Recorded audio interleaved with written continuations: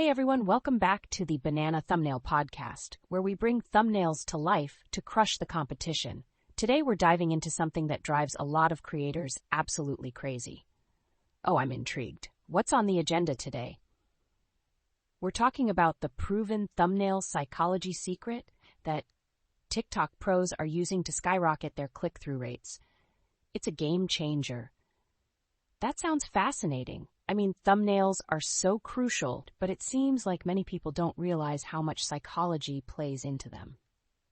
Exactly. So let's set the scene. I recently chatted with a creator who was super frustrated because their TikTok account's click rate was stuck at just 1.2%. And honestly, their content was solid, but their thumbnails looked, get this, blurry and lifeless.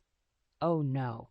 That's like putting all that effort into a fantastic meal and then serving it on a dirty plate. What happened next? Right? So this creator didn't understand thumbnail psychology. They thought that just making a pretty picture would do the trick. But that's not how it works. It's all about triggering an emotional response in viewers. Oh, wow. That's actually really interesting. So it's not just about how good it looks, but how it makes people feel. You got it. When people scroll through their feeds, they're not really analyzing each video. They're making split-second decisions. If a thumbnail makes them feel something, be it shock, joy, or curiosity, they're more likely to click on it. That totally makes sense. I remember when I saw that. MrBeast switched to using these exaggerated shock faces. CTR jumped from 12% to 20% just by changing his thumbnails.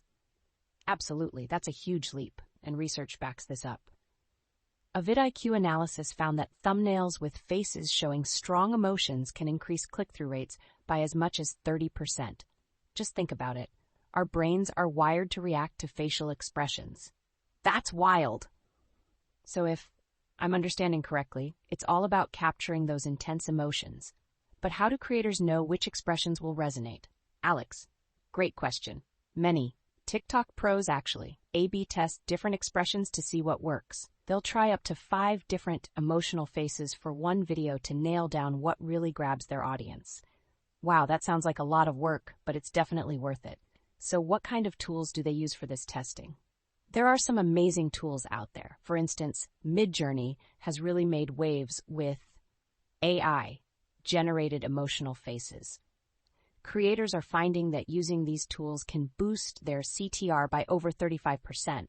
It really saves time, too. I can see that. I mean, getting the perfect shot of yourself can be a hassle. Just type in what you need and bam, there's your thumbnail. Exactly.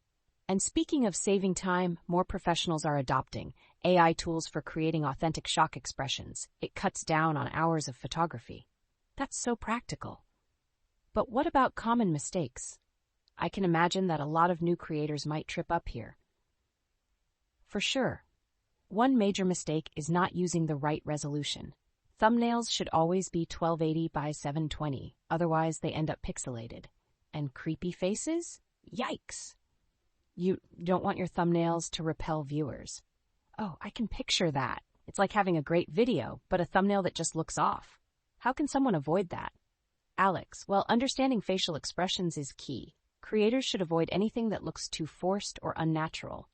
And also, it's crucial to make sure that emotional faces are clear and visible. I love how you're breaking this down. And I guess testing it out is the way to go. How can creators get started with testing their thumbnails? Start by analyzing your audience.